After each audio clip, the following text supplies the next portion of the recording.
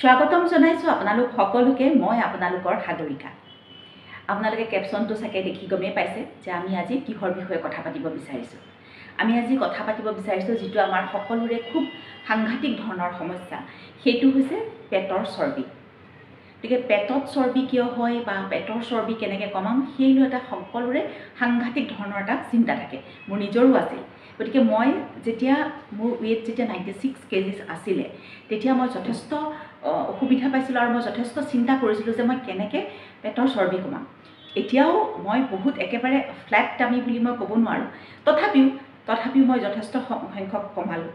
আৰু এই কমাওঁতে যিখিনি কথা মই গুৰুত্ব দিছিলোঁ বা যিখিনি কথা মই জানিছিলোঁ বা যিখিনি কথাৰ পৰা মই সুফল পালোঁ, সেই কথাখিনি মই আজি আপোনালোকৰ লগত শ্বেয়াৰ কৰিব বিচাৰোঁ।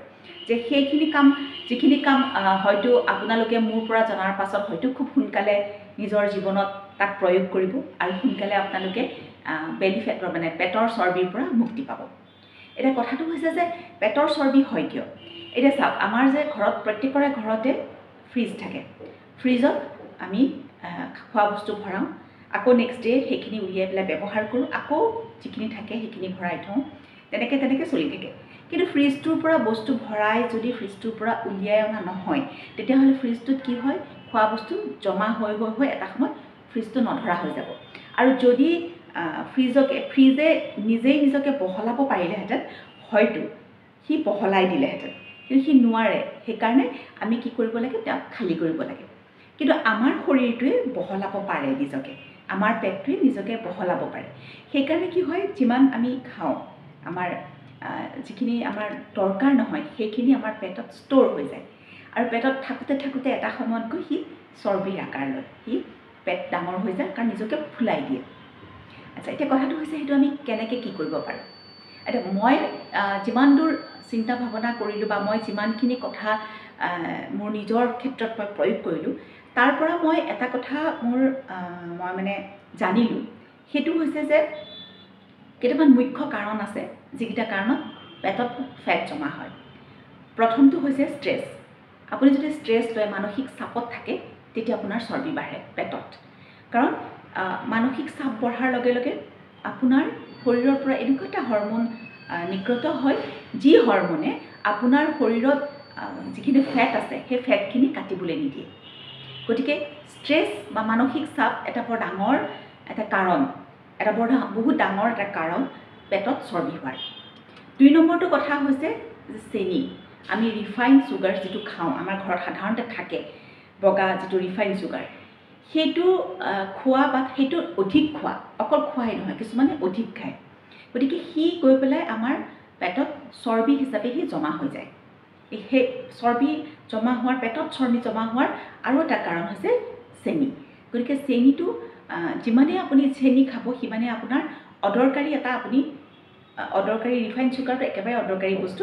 সেইটো খাই থকাৰ লগে লগে আপোনাৰ শৰীৰত, আপোনাৰ পেটত সি চৰ্বি ৰূপে জমা হৈ গৈ থাকিব। 3 নম্বৰটো হৈছে যে আমি আজিকালি আমাৰ লাইফষ্টাইলটো এনেকুৱা হৈছে, যিসকলে অফিচত কাম কৰে বা যিসকলে বাহিৰত কাম কৰে, তেখেতসকলৰো এনেকুৱা হৈছে না, বহি থকাটো বেছি হয়। এতিয়া ধৰক মোৰ এই ভিডিঅ'টো চাই আছে, আপুনি বহি চাই আছে। ফোন এটা আহিলে বহি লৈ কথা পাতিলে, বা কাম কৰোঁতেতো ক'বই নালাগে, অফিচ হওক বা যিকোনো কামতে আমি বহিয়ে কৰোঁ। গতিকে এনেকুৱা এটা আমাৰ জীৱন যাত্ৰাৰ প্ৰণালী হৈ গৈছে। গতিকে যিমানেই আপুনি বহি থাকিব, সিমানেই আপোনাৰ পেটৰ চৰ্বি বাহিৰলৈ ওলাব, পেটটো বাহিৰলৈ ওলাব, পেটত চৰ্বি জমা হ'ব। গতিকে যিমান পৰা যায় সেই কথাটো চিন্তা কৰিব লাগে, যাতে কোনো কাৰণত আপোনাৰ বহি থকাৰ যিটো পৰিমাণ, যিটো মানে বহি থকাৰ যিটো টাইম, সেইটো যাতে কম হয়। আৰু এটা কাৰণ হৈছে, সেইটো হৈছে টোপনি। বহুতৰ টোপনি কম হ'লেও পেটত মানে চৰ্বি জমা হয়, পেটটো ফুলি আহে, আৰু অকল পেটতে নহয়, গোটেই শৰীৰটোৱে ফুলি আহে যদি আপোনাৰ টোপনি কম হয়। আচ্ছা, এইখিনি বাৰু কাৰণ বুলি আমি ধৰি ল'লোঁ। এতিয়া কথাটো হৈছে যে এইখিনি কাৰণক আমি কেনেকৈ কি কৰিব পাৰোঁ, এনেকুৱা কি কৰিব পাৰোঁ যাৰ দ্বাৰা আমি আমাৰ পেটৰ চৰ্বি কমাব পাৰোঁ। গতিকে ইয়াৰ কাৰণ কি কৰিলে পাৰা যায়, সেই কথাটো আমি চিন্তা কৰিব লাগে। এইখিনিতে মই ক'ব বিচাৰিম যে যিখিনি কাম মই কৰিছিলোঁ সেইখিনিহে মই আপোনালোকৰ লগত শ্বেয়াৰ কৰিছোঁ। গতিকে প্ৰথম কথাটো মই এড কৰিছিলোঁ মোৰ খাদ্যৰ তালিকাত প্ৰচুৰ পৰিমাণৰ ফাইবাৰ।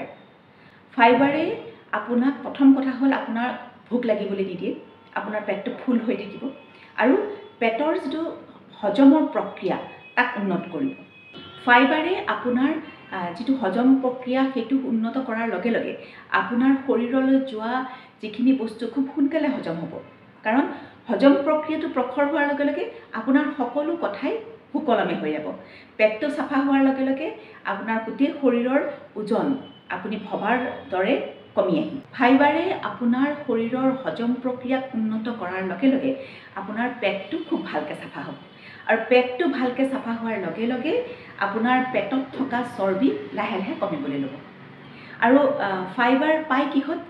ফাইবাৰ আপোনাৰ বুট, মগু, আমি যিমান বিভিন্ন ধৰণৰ আমি দাইল খাওঁ, দাইল, তাৰপিছত পাচলি, ফল মূল এইবিলাকত ফাইবাৰ পোৱা যায়। গতিকে প্ৰচুৰ পৰিমাণে ফাইবাৰ খাওঁ।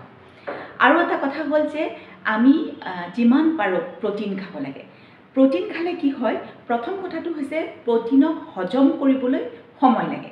আৰু প্ৰ'টিন খোৱাৰ লগে লগে আমাৰ মানসিকভাৱে আমাৰ এনেকুৱা এটা হয়, ফুল এটা অনুভৱ হয়। আমাৰ এনেকুৱা লাগে যে পেটটো ফুল হৈ আছে, মই কিবা এটা ভালকৈ খালোঁ, পেটটো একদম ফুল হৈ আছে।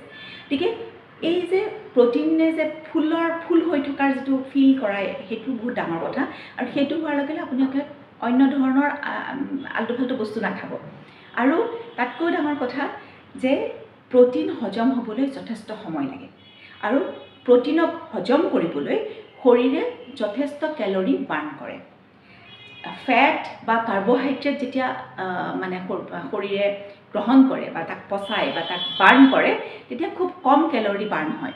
কিন্তু যেতিয়া প্ৰ'টিন বাৰ্ণ কৰে, প্ৰ'টিনক যেতিয়া হজম কৰে তেতিয়া শৰীৰে বহুত কেলৰি খৰচ কৰে।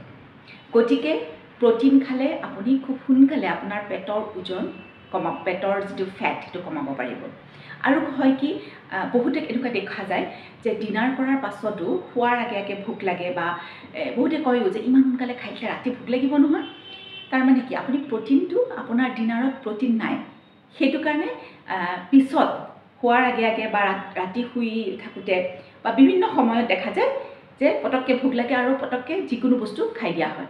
গতিকে খাদ্যৰ তালিকাত প্ৰ'টিন যোগ কৰক। প্ৰ'টিনে আপোনাৰ শৰীৰত মানে সম্পূৰ্ণ এটা পূৰা পেটটো পূৰ হৈ থকাৰ এটা ভাৱ ৰাখিব। লগতে খুব দেৰিলৈকে আপোনাক ডাইজেষ্ট কৰিবলৈ সময় লগাৰ কাৰণে খুব দেৰিলৈকে আপোনাৰ ভোক নলগাকৈ থাকিব। গতিকে যিকোনো ধৰণৰ খাদ্য আপোনালোকে খাবলৈ এৰি দিব। মানে এনেই যিবোৰ মানে সাধাৰণতে যিবোৰ এনেই খাই থকা হয়, এই চানা খালোঁ, বিস্কুট খালোঁ, কিয় এইবোৰ নাইকিয়া হৈ যাব আৰু ভোক লগাটো কমি যাব। আৰু এটা বস্তু হৈছে যে ট্ৰান্স ফেট বা ৰিফাইন ফুড যিবোৰ থাকে সেইবোৰ বাদ দিয়ক। সেইবোৰে কি কৰে, ট্ৰান্স ফেটটো আমাৰ শৰীৰৰ কাৰণে একেবাৰে উপযোগী নহয়, কোনো দৰকাৰ নাই। এইবোৰ আনহেল্ডি বস্তু, আনহেল্ডি ফুড, আনহেল্ডি ফেট, এইবিলাকে আমাৰ শৰীৰলৈ যোৱাৰ পিছত আমাৰ শৰীৰে তাক ডাইজেষ্ট কৰিব নোৱাৰা হৈ গ'লে ষ্ট'ৰ কৰি ৰাখি থৈ দিয়ে। আৰু সেইবোৰে এটা সময়ত চৰ্বিৰ ৰূপ লৈ গ'ল। সেইবোৰ ক'ত পায়, যেনে ধৰক আপোনাৰ ৰিফাইন ফুড, প্ৰচেছ ফুড, আৰু আপোনাৰ ময়দাৰ বস্তু, বেকাৰী আইটেম, এইবিলাকত থাকে ট্ৰান্স ফেট। এইবোৰ সম্পূৰ্ণৰূপে বাদ দিয়ক আপোনাৰ খাদ্যৰ তালিকাৰ পৰা। আৰু এটা কথা হৈছে যে ষ্ট্ৰেছ, যিমানেই মানসিক চাপ বাঢ়িব সিমানে আপোনাৰ শৰীৰত, আপোনাৰ পেটত চৰ্বি বাঢ়িব।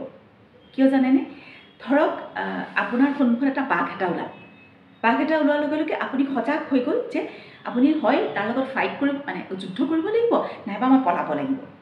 এই যে মানসিকভাৱে মই যে সষ্টম হৈ গ'লোঁ, সষ্টম হৈ যোৱাৰ লগে লগে আমাৰ শৰীৰৰ বিভিন্ন জেগাৰ পৰা চুগাৰ মানে আপোনাৰ প্ৰডাক্ট হয়, আমাৰ উৎপন্ন হয়। এইকাৰণে হয় যে আমাৰ যিটো ব্লাড চাৰ্কুলেশ্যন সেইটো খুব ফাষ্ট হৈ যায়। গতিকে গোটেই আমাৰ শৰীৰটো গোটেইটো এক্টিভ হৈ যায়।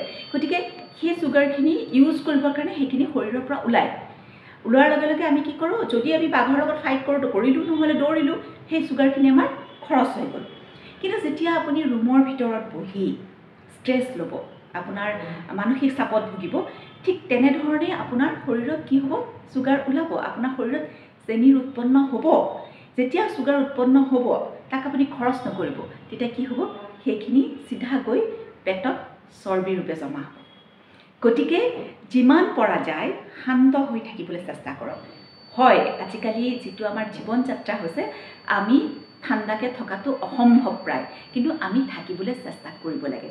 আৰু তাৰ কাৰণে অত্যন্ত জৰুৰী প্ৰাণায়াম বা মেডিটেশ্যন। প্ৰাণায়াম কৰক আৰু বহুত ষ্ট্ৰেছ লেভেল আপোনাৰ শৰীৰৰ পৰা কমাই যাব। আৰু প্ৰাণায়াম কৰিলে আপুনি ষ্ট্ৰেছ লেভেল কমাৰ লগে লগে আপোনাৰ মন উৎফুল্লিত হ'ব আৰু আপুনি দেখিব যে আপুনি সিদ্ধান্ত ল'বৰ কাৰণে মনোবল বাঢ়িব। আৰু যিমান পৰা যায় এই কংক্ৰিটৰ যিখন দুনিয়া, যিখন এই মানে কি বুলি কওঁ আপোনাক, এতিয়াতো চবতে কংক্ৰিটৰ দুনিয়া, কিন্তু যিমান পৰা যায় নেচাৰৰ লগত, প্ৰকৃতিৰ লগত থাকিবলৈ চেষ্টা কৰক। মুকলি বতাহ, সূৰ্যৰ পোহৰ, নদী, পানী, পাহাৰ অলপ থাকিবলৈ চেষ্টা কৰক। যিমান পৰা যায় ধৰক এতিয়া আজিকালি বতাহ মৰাৰ লগে লগে মানুহ ভিতৰত সোমায়, অকণমান বাহিৰলৈ ওলাওক, বতাহটো লওক। ৰ'দ দেখিলে মানুহ ভিতৰলৈ সোমায়, অকণমান ৰ'দলৈ যাওক, অকণমান ৰ'দ লওক। শৰীৰে সেই বস্তুবোৰ শৰীৰত দৰকাৰ। গতিকে যিমানেই আপুনি প্ৰকৃতিৰ লগত থাকিব সিমানে আপুনি ষ্ট্ৰেছৰ পৰা বহু পৰিমাণে দূৰত থাকিব।